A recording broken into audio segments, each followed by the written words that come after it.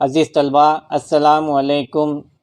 جمع ششم، مضمون سائنس، اطراف میں پائے جانے والے مادے، حالت اور خصوصیات، اس پر روشنی ڈالیں گے۔ مادے کی 4 حالتیں ہوتی ہیں: ٹھوس، مائع، گیس اور پلازما۔ لیکن پلازمے کے بارے میں آپ بڑی جماعت میں پڑھیں گے۔ آئیے اس جماعت میں صرف ٹھوس، مائع، گیس کا مطالعہ کرتے ہیں۔ ٹھوس، مائع، گیس، یہ مثالیں آپ کو نظر آ رہی ہے۔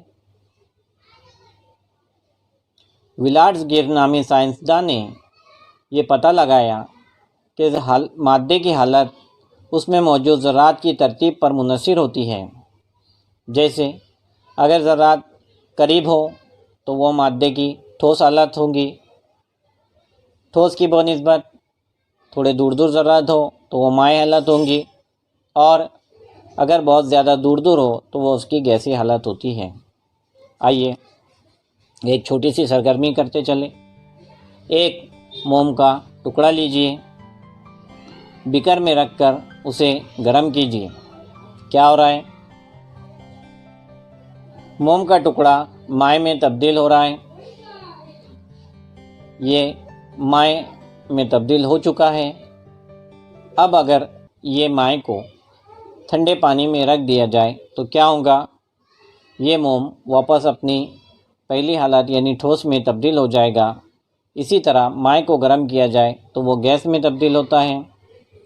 آیوڈین کی کلمیں لے کر اسے حرارت پہنچائی جائے تو وہ مائع میں تبدیل ہونے کے بجائے براہ راست گیسی حالت میں تبدیل ہوتی ہے۔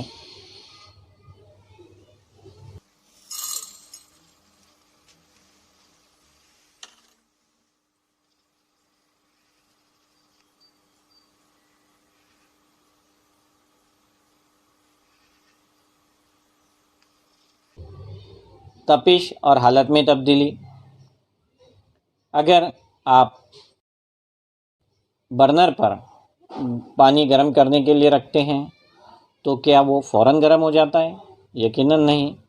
اسے گرم ہونے کے لیے کچھ وقت درکار ہوتا ہے، کیونکہ جو حرارت پہنچائی جاتی ہے وہ اس میں داخل ہوتی ہے، اور حرارت بڑھتے بڑھتے وہ جوش کھانے لگتا ہے اور گیس میں تبدیل ہونے لگتا ہے۔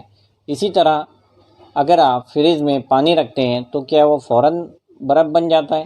یقیناً نہیں۔ اسے بھی کچھ وقت لگتا ہے، اس میں سے حرارت خارج ہوتی ہے اور ایک وقت آتا ہے کہ وہ برف میں تبدیل ہو جاتا ہے۔ تپش کی پیمائش کرنے کے لیے تپش پیما کا استعمال کرتے ہیں۔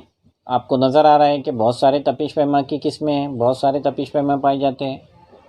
کچھ تپش پیما میں الکوہل ہوتا ہے، کچھ تپش پیما میں پارا بھرا ہوتا ہے، لیکن آج کل ڈیجیٹل تپش پیما کا استعمال زیادہ ہو رہا ہے۔ ہاتھ سے کبھی بھی تپش نہیں دیکھنی چاہیے، کیونکہ آپ کے ہاتھ کو چٹکا لگ سکتا ہے اور زخم لگ سکتا ہے۔ اسی لیے جب بھی تپش ناپنی ہو تپش پیما کا ہی استعمال کرنا چاہیے۔